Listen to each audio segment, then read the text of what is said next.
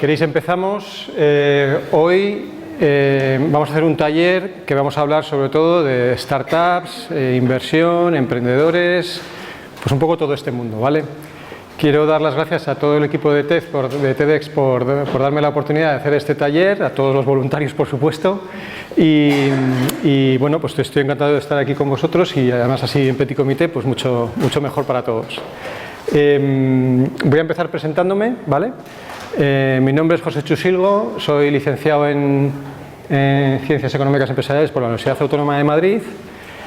Tengo 53 años, es decir, ya llevo unos cuantos años en el mundo profesional y acabé la carrera, empecé trabajando por cuenta ajena, estuve 2 o 3 años y ya enseguida me di cuenta que lo de trabajar por cuenta ajena no era lo mío, y con 28 años monté mi primera empresa, que era una consultora de investigación de mercados que se llamaba Appen, de la que fui director hasta el año 2012, y también en esa época monté una escuela de negocios que se llama SDEN, que fui también su fundador y su CEO, hasta el año 2011, que la vendimos a unos inversores de Bilbao.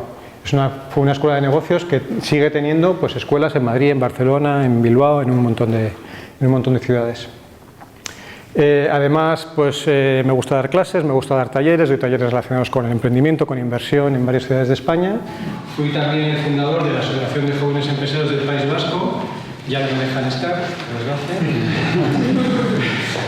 Pero estoy encantado y en la actualidad soy socio de un espacio de coworking en Vitoria que se llama Senda 15, no sé si habéis oído hablar alguna vez de él, y sobre todo lo que más me dedico ahora es, pues soy el responsable y el fundador de Mecha, que es una aceleradora de proyectos emprendedores y startups de aquí. Y antes de empezar, sí que me gustaría haceros un poco, no lo que hacéis cada uno, pero sí saber de los que estáis aquí, ¿cuántos sois emprendedores? ¿Estáis en el mundo del emprendimiento? En el mundo del emprendimiento, sí. En el mundo del emprendimiento, unos cuantos. ¿Y cuántos habéis invertido alguna vez en algún proyecto de emprendedores o en alguna startup o en algo, habéis hecho alguna inversión por crowdfunding o alguna cosa así? ¿No? Menos, ¿no? Pues hoy vamos a hablar un poquito de todo esto, ¿vale?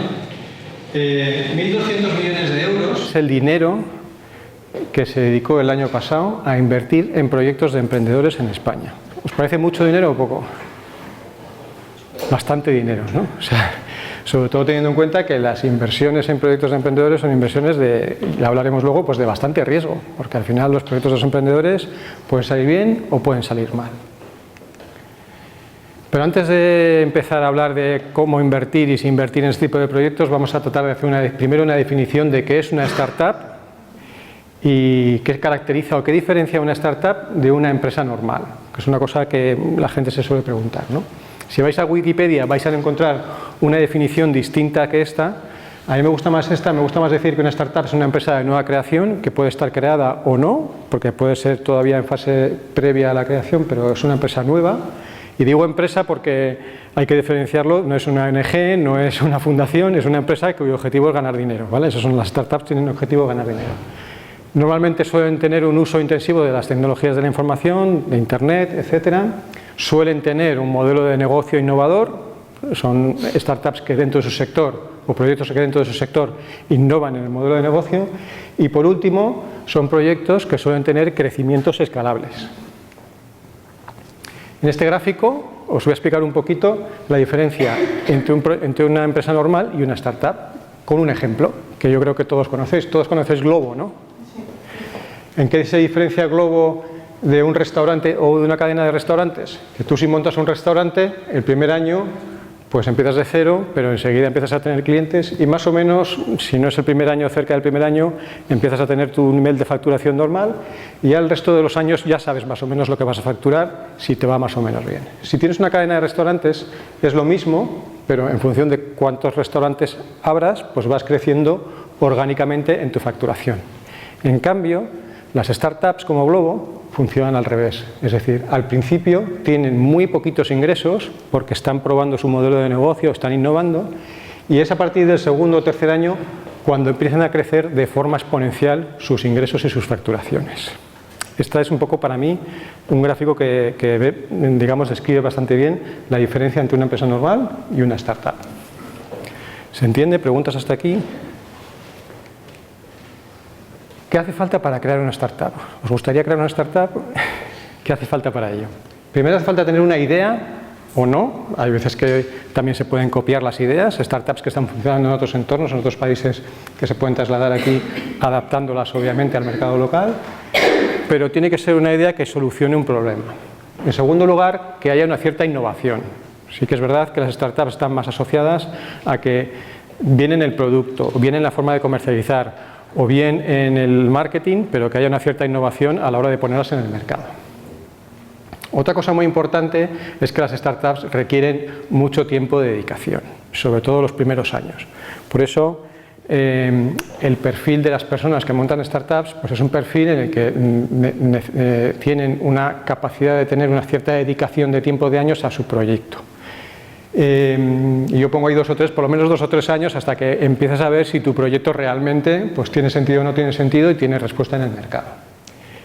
Otra cosa que hace falta para crear una startup es equipo. Conozco pocas startups en el que hayan triunfado que solo tengan un socio fundador. Es normalmente bastante importante que haya por lo menos 2, 3 o 4 socios fundadores que estén implicados accionarialmente en el proyecto y que crean en el proyecto al igual que el líder. ¿Por qué? Porque normalmente en una startup hace falta alguien que lo lidere, pero también hace falta alguien que sepa mucho de tecnología, y hace falta alguien que sepa mucho de marketing, y hace falta alguien que sepa mucho de finanzas. Y esas personas es mucho mejor que estén dentro de la empresa con una participación que sean, digamos, subcontratadas, que muchas veces a lo mejor incluso ni te lo puedes permitir. Otra cosa importante que hace falta para crear una startup es acceso a recursos económicos. Como hemos visto antes, las startups de los primeros años no tienen casi ningún ingreso y van a tener muchos gastos. Por lo tanto, hace falta tener acceso a recursos económicos. Es mucho más fácil crear una startup en Madrid o en Nueva York que en Kenia, porque el acceso a recursos económicos en países como Kenia es mucho más difícil que tenerlos en ciudades como Madrid o Barcelona o Nueva York, donde hay muchos fondos de inversión, hay business angels, etcétera, etcétera.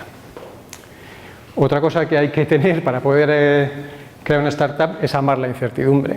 O sea, al final, crear una startup es un auténtico diente de sierra.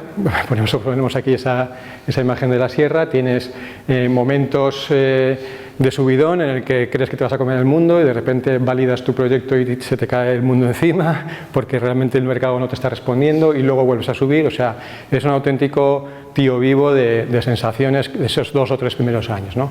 Por lo tanto, pues tienes que estar acostumbrado a dormir bien con esa incertidumbre que lleva el ser emprendedor encima, ¿no? Luego también es importante tener don de gentes.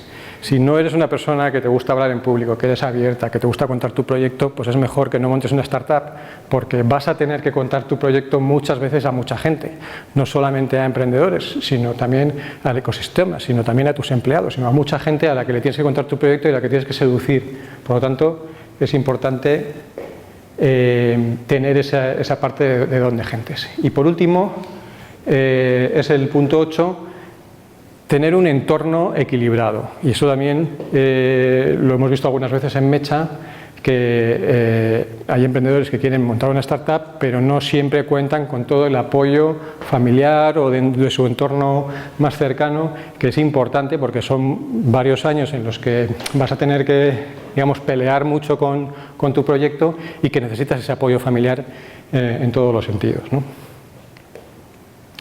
Antes de empezar una startup, algunos consejos. El primero, para mí uno muy importante, es tratar de proteger tu patrimonio y el patrimonio de tu familia. Hay mucha gente que monta sus proyectos endeudándose, poniendo como garantía su propia casa o poniendo como garantía la casa de sus padres, ese tipo de cosas. Pues yo aconsejo que si quieres montar un proyecto y sobre todo con la incertidumbre que tienen las startups, es mejor que dejes a un lado tu patrimonio y de tu familia y que arriesgues pues, con lo que puedas arriesgar de verdad. Y luego, este mundo de las startups es un mundo muy peculiar, porque hay cosas extrañas como aceleradoras, incubadoras, inversores, business angels, venture capital, hay muchos agentes que intervienen en este entorno, están los exit, ahí están las ayudas públicas, y antes de meterte en este mundo es conveniente investigar y conocer bien cómo funcionan cada uno de estos agentes y en qué te pueden ayudar en esas fases iniciales, ¿no?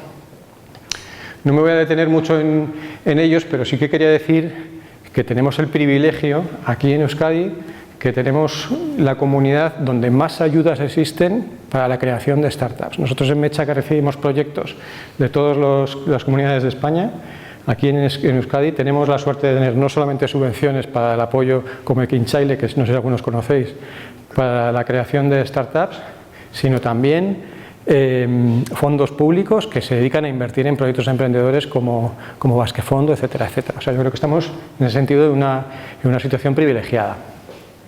Y luego, otro consejo antes de empezar es asegúrate de que reúnes el perfil. Porque, bueno, pues si no reúnes todos estos requisitos que hemos hablado antes, pues es mejor que no te lances hasta que no los tengas todos, ¿no? ¿Cuáles son los pasos que hay que seguir si quieres crear una startup desde el principio? Lo primero que quiero decir es que todos los pasos para crear una startup tienen una parte de validación, lo cual quiere decir que es un ejercicio que no es teórico, sino que siempre hay que tratar de validar con el mercado cada uno de los pasos que vas dando. El primer paso es identificar el problema y la solución. Al final, para un proyecto con cierta innovación, lo que estamos buscando es que haya un problema que queramos solventar con nuestra solución. Y esto lo tenemos que validar, lo tenemos que ir al mercado y poder demostrar y ver que realmente la solución que nosotros hemos propuesto, por lo menos a nivel teórico y conceptual, es válida. En segundo lugar, investigar el estado del arte. Es decir, investigar que si alguien ha dado una solución, la misma o distinta, para este mismo problema, porque nos podemos encontrar que nosotros creemos que tenemos una idea buenísima, pero resulta que en Madrid, en Barcelona o en Valencia hay alguien que ya la ha pensado y que ya la ha desarrollado y por lo tanto estamos perdiendo el tiempo. O no, o la vamos a lanzar y vamos a competir con él. Pero bueno, el hacer esta parte de investigación del estado del arte es importante. Un tercer paso es definir tu público objetivo.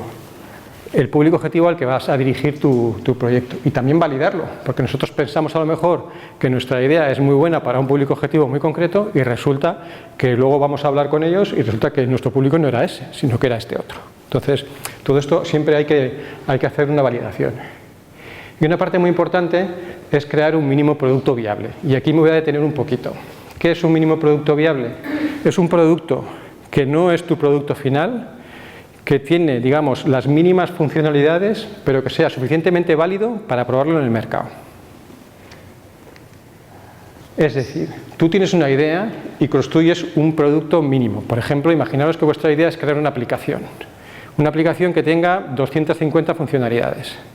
Pero tú, el mínimo producto viable no tiene que tener 250 funcionalidades, solamente tiene que tener las 3 absolutamente necesarias para validar tu modelo. La pones en el mercado, obtienes datos, aprendes de los datos que has recibido a través de esa puesta del mercado, modificas tu idea y modificas otra vez el producto en función de lo que has aprendido. Y así sucesivamente vas iterando hasta lograr tener tu producto final. Es decir, tú tienes que hacer un producto mínimo viable que no tenga 200 funcionalidades, sino que tenga solamente aquellas imprescindibles, pero que además a la hora de probarlo sea suficientemente fiable, usable y que tenga un diseño adecuado. Puesto de una forma como súper esquemática, no hagáis mucho caso al gráfico, pero un producto mínimo viable de una casa no sería una pared, no sería una ventana, pero un producto mínimo viable de una casa sí sería una tienda de campaña. ¿Por qué? Porque la tienda de campaña tiene lo mínimo indispensable, que es decir, te cubre, te protege, puedes dormir, etcétera, etcétera, para simular lo que te ofrecería una casa. No sé si se explica con este ejemplo, ¿vale? Volviendo un poco atrás, una vez que tenemos el mínimo producto viable, lo tenemos que testar y ver y validarlo con el público y coger nuestra tienda de campaña, con el ejemplo, y dársela a la gente para que la vaya usando y saber si ese mínimo producto resuelve la solución, que resuelve el problema que nos habíamos planteado inicialmente. Una vez que hemos dado muchas vueltas a nuestro mínimo producto viable, vamos a definir nuestro modelo de negocio. Ahora ya tenemos nuestra tienda de campaña y ahora tenemos que decidir qué precio le vamos a poner, cómo la vamos a vender, quién la va a pagar, si la va a pagar a tocateja o vamos a cobrar una cuota mensual, es decir, definir cuál va a ser el modelo de ingresos de nuestro proyecto. Y ese sería el quinto paso. Y esto también hay que validarlo, es decir, hay que hablar con los clientes y decirles, ¿pagarías tanto dinero por este producto, etcétera, etcétera? Todo este tipo de trabajos son los que hacemos en Mecha con los emprendedores. ¿Qué es lo que nos pasa con mucha frecuencia? Que muchos emprendedores nos llegan aquí, desarrollando su producto sin haber validado absolutamente nada. Nos llegan habiéndose gastado 20.000 euros en el desarrollo de una aplicación o de una página web o de una solución tecnológica que no han validado ni la idea, ni la situación, ni el estado del arte, ni han creado un mínimo producto viable, ni nada de nada. Muchas veces lo que han hecho ha sido tirar 20.000 euros a la basura y tener que empezar de nuevo, porque han diseñado un producto con a lo mejor 250 funcionalidades, de las cuales la mitad el cliente no las está esperando. Una vez que has pasado por toda esta fase y has desarrollado el producto adecuadamente, empiezas a vender. Y si te va bien, además, empiezas a escalar. Todo esto es lo que yo llamo el equivocarte rápido y barato, a través de esta fórmula.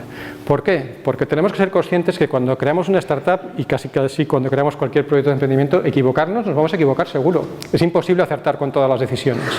Pero lo más importante es equivocarte rápido, es decir, hacerlo rápido y sobre todo barato para poder rehacerte otra vez y poder empezar a funcionar.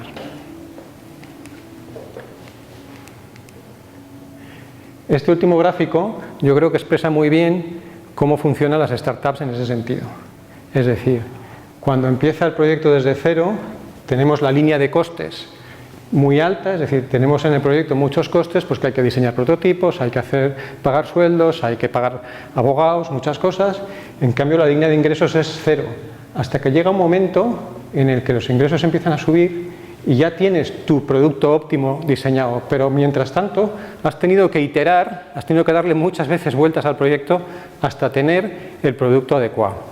Es por eso, porque en toda esta fase, porque los proyectos de startups requieren mucha inversión, mucha financiación, mucho dinero de gente de fuera que crea en los proyectos, que confíe en ellos. ¿Con qué expectativa? Con la expectativa de tener un proyecto que tiene muchos beneficios en el futuro. Esta es un poco la razón por la que las startups atraen tanta inversión de gente de fuera. ¿Por qué? Porque un proyecto que tú inviertes dinero en esta fase, a lo mejor tienes un 5% de Globo, que en ese momento no valía nada, pero si Globo ha ido bien y vendes tus acciones aquí, pues a lo mejor has ganado mucho dinero. Esa es un poco la razón por la cual las startups atraen tanta inversión. ¿Quién ayuda a las startups en estas etapas iniciales? Pues estos son los principales agentes que invierten en proyectos de emprendedores. Primero están las 3 Fs, que son los Family, Friends and Fools. Es decir, aquellas personas del entorno más cercano del emprendedor, familiares, amigos, que aportan un dinero al proyecto, que le ayudan inicialmente para ponerlo en marcha. Luego está la figura de los Business Angel. Los Business Angel son personas físicas, personas privadas, que tienen una cierta capacidad de inversión, muchas veces son empresarios, pues que les ha ido bien en su empresa y que quieren destinar una parte de sus ahorros o de su dinero a invertir en proyectos de emprendedores. Los Business Angel se suelen agrupar o bien alrededor de aceleradoras, y nosotros en Mecha tenemos un grupo de Business Angel, pero también se suelen agrupar en asociaciones de Business Angel o clubs de Business Angel. ¿Cómo funcionan los clubs? Pues se juntan todos los Business Angels de ese club en un foro como este. Imaginaos que se juntan aquí 60 o 70 Business Angels y vienen 3 o 4 proyectos de emprendedores previamente filtrados por los que organizan el club, que presentan sus proyectos a los Business Angels, y imaginaos pues una presentación de 5 o 10 minutos cada proyecto. Cuando terminan las presentaciones, aquellos Business Angels que tienen interés en tener ya algún contacto con ese proyecto, pues ya se organizan reuniones para que se puedan conocer y puedan decidir si invierten o no invierten su dinero en esos proyectos, ¿vale? Así es un poco como funcionan. Luego están las aceleradoras incubadoras, que lo que hacemos es acelerar proyectos y luego buscar inversión para ellos. Las plataformas de crowdfunding, no sé si las conocéis, son plataformas en las que tú puedes subir tu proyecto y a través de esa plataforma puedes conseguir pequeños inversores que ponen una pequeña cantidad de dinero, a lo mejor 1.000 o 2.000 euros cada uno, en tu proyecto, a cambio también de una pequeña participación en tu empresa. Luego están los family offices, las empresas de capital riesgo. No me voy a detener mucho en ellos. Os voy a explicar lo que es el Media for Equity, que es también otra fórmula interesante, y es que los grandes grupos de comunicación, como el grupo Vocento o Prisa, invierten en proyectos de emprendedores, pero en lugar de invertir dinero, lo que les dan es publicidad. Cuando veis anuncios de startups en la tele, no es porque esas startups tengan millones de euros en la cuenta para invertir en anuncios en la televisión, sino es porque han llegado a un acuerdo con el grupo Vocento o con el grupo Prisa para poder tener un anuncio a cambio de una participación en el proyecto. También la administración, como os decía, tenemos el gobierno vasco y con fondos públicos que invierten en proyectos de emprendedores, y también los bancos tienen sus propios fondos de inversión.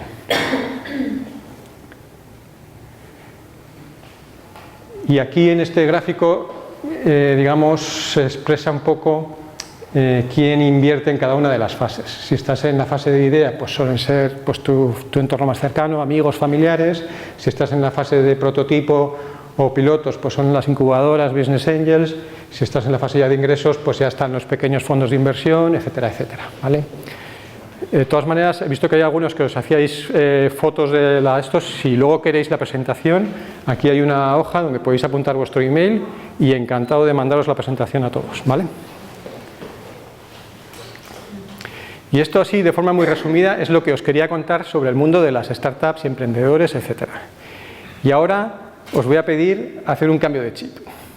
Os voy a pedir que pensemos que somos inversores. Imaginaos que vosotros sois business angels, que tenéis pues una cierta capacidad de inversión, y yo soy vuestro profesor y os voy a explicar, os voy a dar unas pequeñas nociones de qué hay que tener en cuenta a la hora de elegir un proyecto en el que invertir un dinero, ¿vale? Y luego vamos a hacer un ejercicio.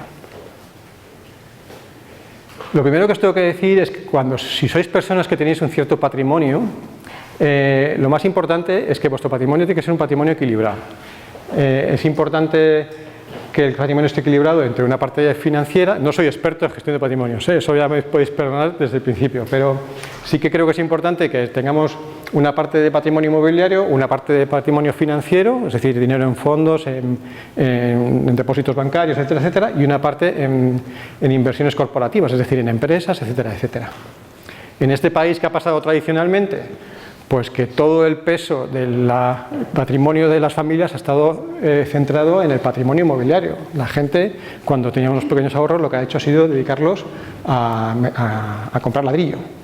Después de la crisis del 2008, donde ya sabemos lo que pasó con el mundo del ladrillo, pues ahora es cuando la gente está empezando a pensar que además del ladrillo, pues hay que tener otro tipo de inversiones para diversificar su patrimonio.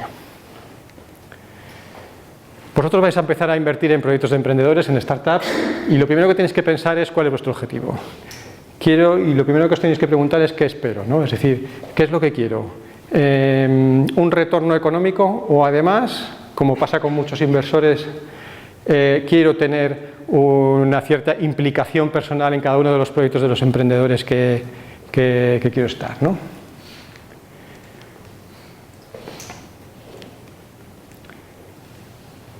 Cuando tú decides una inversión, básicamente tienes que analizar tres variables. No una inversión en startup, en cualquier inversión.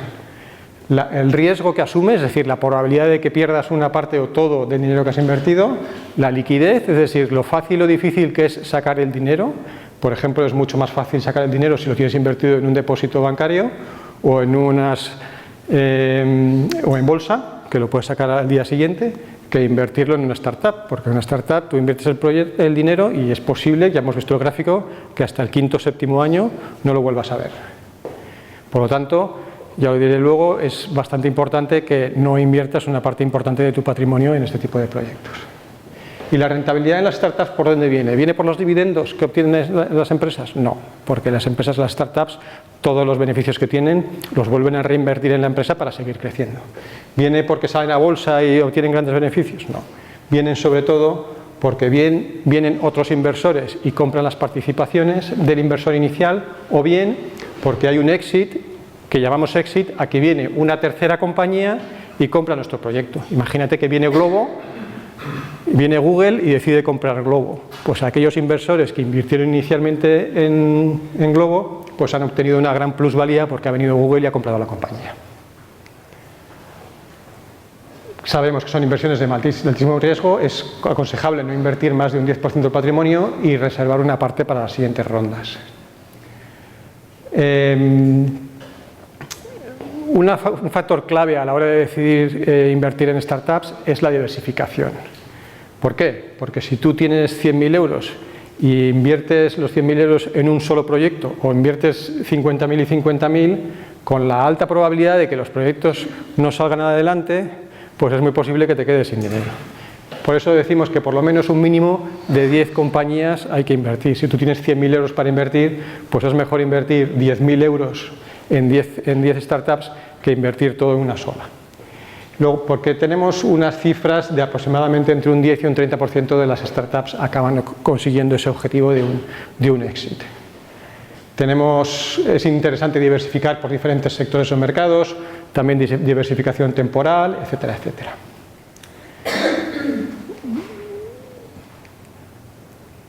¿Cuáles son los riesgos que asumes a la hora de invertir en startups? Pérdida total o parcial del capital, que no suele haber dividendos y sobre todo también falta de poder de decisión al cabo de los años. Las formas de invertir en ese tipo de proyectos son, por una parte, de forma directa, por otra parte, a través de redes de Business Angels, como os comentaba antes, a través de coinversión con otros vehículos, ir a plataformas de crowdfunding, que existen unas cuantas ya en el mercado y que además ahora están reguladas por la CNMV, de forma que tú puedes invertir con bastante tranquilidad, o asociarte con algún Business Angel reconocido. Estos son los 13 apartados que nosotros en Mecha analizamos de cada uno de los proyectos. Están divididos en 119 variables, pero que nosotros las agrupamos en 13. Nosotros miramos el mercado, si tiene un gran mercado potencial, analizamos el producto, si el producto está bien desarrollado, el equipo, el modelo de negocio, el marketing, la sociedad, las soluciones. Bueno, un montón de variables que miramos de cada uno de los proyectos para asegurarnos de que reúnen todos los requisitos para ser invertidos. No me voy a meter con el tema de la fiscalidad porque daría para otro taller la problemática de la fiscalidad en las inversiones en startups. Y sí que quería detenerme en una parte que es en el pacto de socios. Si vais a invertir en un proyecto de emprendedores es muy importante hacer un buen pacto de socios con los emprendedores, porque cuando tú inviertes en una startup que inviertes en un porcentaje pequeñito, porque normalmente las valoraciones de las startups son altas porque son empresas que tienen bastante potencial de crecimiento, siempre al ser un socio minoritario pues te encuentras como inversor en inferioridad de condiciones con respecto al mayoritario, que es el emprendedor. Por lo tanto, siempre hay que redactar un pacto de socios donde por lo menos las decisiones más importantes de la compañía puedan ser adoptadas tanto por el emprendedor pero con el beneplácito del inversor. Y bueno, recomendaciones finales: si vais a invertir en proyectos de emprendedores, pues no ir por libre, planificar a largo plazo, dedicarle un cierto tiempo, no mirar a los emprendedores, que lo sufren los pobres cuando muchas veces tienen inversores que van detrás de ellos y que al final no acaban invirtiendo. Y bueno, y utilizar un cierto mix de intuición, información y experiencia. Y hasta aquí la parte más un poco teórica de qué es las recomendaciones que os puedo hacer si queréis invertir en startups. Y ahora vamos a hacer la parte práctica, ¿vale? En esta parte práctica os voy a imaginaros que estamos en un foro de inversión de estos de Business Angels que decíamos antes, ¿vale? Y que cada uno de vosotros sois un Business Angel y por aquí van a pasar 3 emprendedores con 3 proyectos, ¿vale?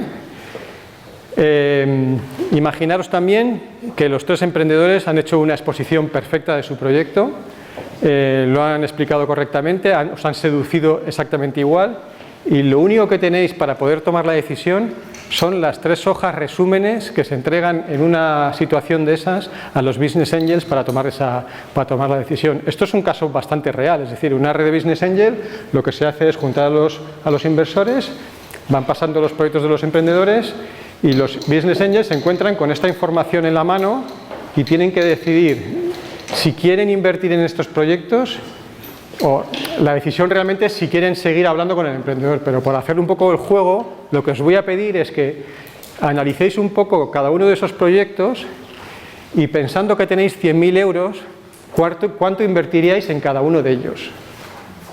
¿Vale?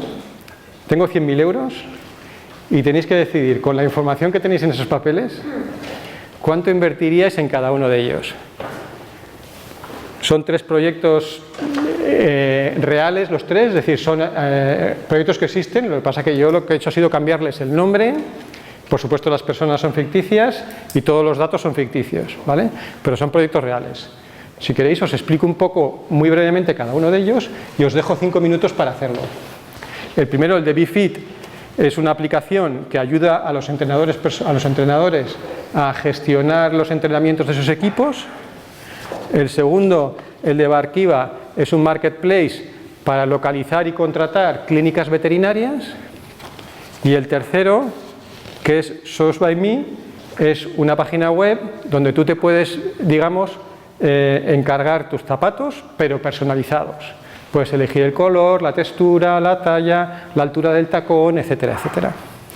Entonces, aquí tenéis los datos de cada uno de ellos y con esto tenéis que decidir qué vais a hacer con los 100.000 euros que tenéis para invertir en ellos. Os doy 5 minutos.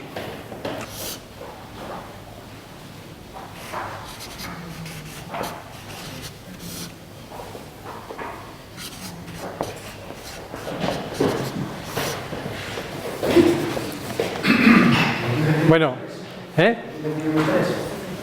pues haz lo que quieras. Tú tienes que invertir los 100.000 euros, eso sí. ¿Quién se lanza a dar una opinión? Que yo he oído que alguno ha dicho, yo ya lo sé. Entonces, ese que ha dicho que yo ya lo sé, aquí... Pablo, te lanzas. Yo, ¿cómo lo decimos? ¿En porcentajes o así? En número. Cantidad, pues 50.000 en bici y en las demás 25.000. 25. ¿Por qué? Porque bici me parece más interesante y creo que tiene bastante más potencial que los demás. O sea, zapatos está bien, pero no es innovador. O sea, tiene que ser un diseño demasiado novedoso y no lo parece para mí. Y lo de veterinaria está bien, pero no me parece tan interesante como bici, la verdad. O sea, ahora es como trendy todo esto del deporte y hacer y cosas. Muy bien. ¿Quién más se atreve? ¿Tu nombre? Yo, Isabel. Isabel. Pues yo he puesto 40 en el de los zapatos. Luego he puesto 30 y 30 en los otros dos. O sea, has dado un poquito más a los zapatos, ¿por qué? Sí. Bueno, primero porque la idea del hecho de personalizarlo me parece muy buena idea. O sea, sobre todo yo pensando en mi género mujer, a nosotras nos gusta. Y luego por la estadística esta o la tabla de que la venta online está en el 2020 la previsión es muy alta, y tiene pocos puntos de ventas físicos, que los costes suelen ser, bueno, a ver, en online, en la tienda e-commerce, inicialmente puede costar, pero luego la amortización online y el hecho de que tenga poco físico, pues está ahorrando infraestructura. Entonces, a mí esa lectura me ha gustado. Igual me ha dado un poco más. Pero igual un poco más. Bueno, ¿quién más? Se anima. Renato. Dime. Yo invertí 60 en Barkiva,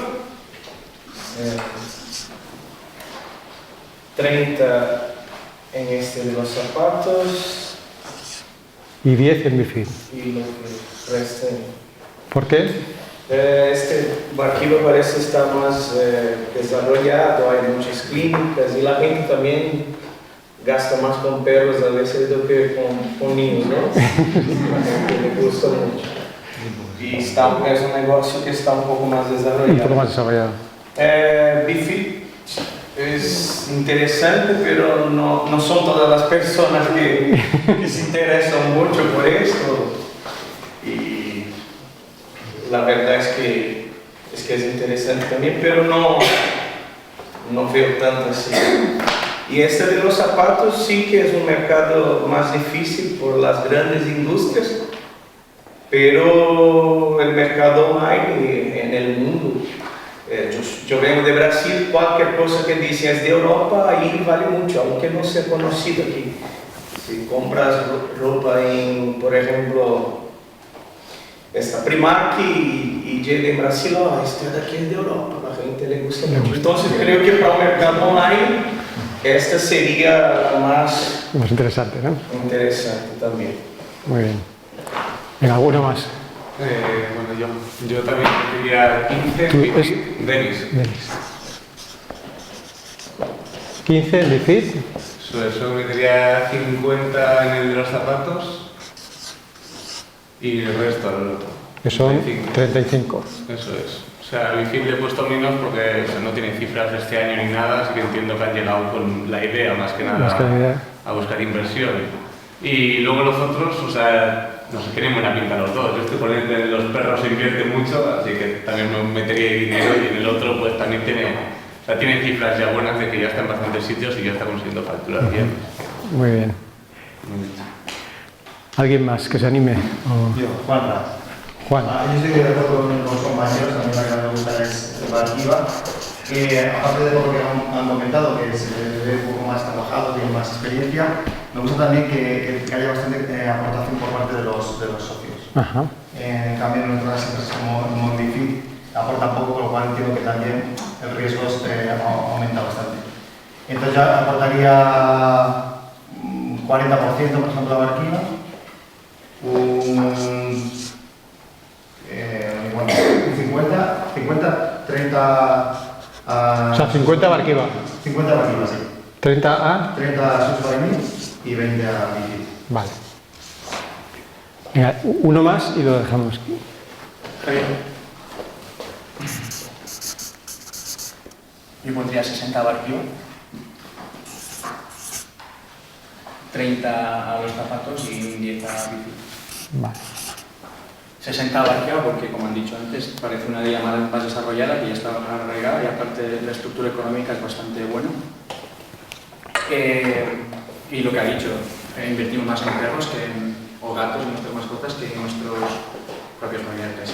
Y luego también un dato muy interesante es que te ofrece como consultas gratuitas, que eso es como un aliciente para tenerlo, por si acaso tu veterinario habitual te falla. En zapatos del 30%, porque aunque hay muchas plataformas online, son plataformas que son este tipo de zapatos con estos colores y fuera, y esto te permite una personalización que a la gente le gusta siempre ser un poco diferente al resto, y 10% en Bifid porque la verdad solo es para entrenadores personales y es lo que te ofrece un gimnasio cualquiera de barrio. Muy bien. Bueno, en general, ¿qué os ha parecido el ejercicio? ¿Fácil o difícil? Un poco difícil, Es difícil, ¿no? O sea, No tienes tampoco un criterio muy claro. no hay un criterio muy claro, y si veis un poco los resultados, hay de todo. Es decir, o sea, yo os he explicado lo mismo a todos, lo mismo. En cambio aquí habéis respondido de formas completamente distintas. Entonces, ¿qué es lo que pasa? Que al final el criterio personal, la experiencia, tus gustos, etcétera, etcétera, influyen muchísimo a la hora de decidir dónde inviertes tu dinero y dónde no. Si tú, por ejemplo, has tenido una experiencia exitosa en el mundo de los animales, pues seguramente te animarás más a invertir. En cambio, si, yo qué sé, el mundo del deporte pues es completamente desconocido para ti, pues igual no te animas tanto, ¿no? Entonces, o sea, en estas fases de invertir en proyectos emprendedores, en estas fases iniciales, a un inversor le influye mucho su propia experiencia personal y su propio criterio subjetivo, ¿no? Independientemente de que, bueno, pues hay un montón de información, etcétera, etcétera, pero la información siendo la misma para todos, pues ya veis que el resultado pues es muy distinto. Bueno, no era más que un ejercicio para hacernos un poco reflexionar y entender que muchas veces acertar en la inversión de las startups es muy complicado. Como os decía, el porcentaje de éxito es bastante reducido, pero que bueno, tiene la parte interesante de que, bueno, pues que participas en proyectos de emprendedores con cierta innovación y que, bueno, pues si te gusta estar en ese mundo, pues es bonito. Muchas gracias y espero que os haya gustado.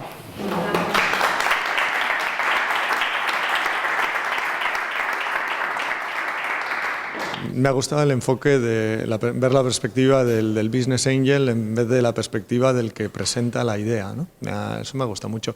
He echado en falta la parte de la protección de datos, de cómo yo, que tengo una idea estupenda y brillantísima, cómo sé que al contarla no se va a divulgar. Pero eso supongo que será en la siguiente sesión. Esta charla me ha parecido muy bien porque ya había oído bastante sobre estos temas, pero bueno, siempre pues la experiencia de Josechu y de casos prácticos que está estudiando, llevando adelante, pues está muy bien pues verlos, y bueno, pues son cosas nuevas. Y también como comentaba algún otro asistente, pues el tener que darle una vuelta y pensar un poco y bueno, pues ver un caso práctico y ponerte en el lado de la incubadora, a ver un poco cómo harías.